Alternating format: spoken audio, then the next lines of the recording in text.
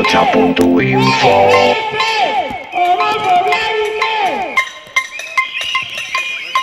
Pues hemos preparado una concentración ruidosa para mostrar nuestra desconformidad contra la homofobia eclesiástica que vienen demostrando últimamente, porque este papa va de papa progre, supuestamente se le vende en los medios así, pero nombrando cardenal Sebastián Fernando Aguilar se demuestra su verdadera misoginia y homofobia que está en esta Iglesia Católica.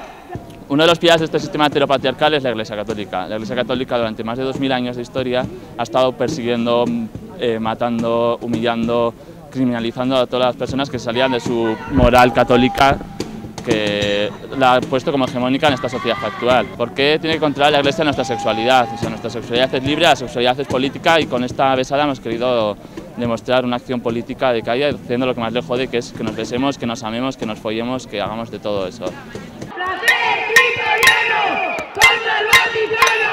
¡Placer cristiano contra el Vaticano! Ahotsa.info.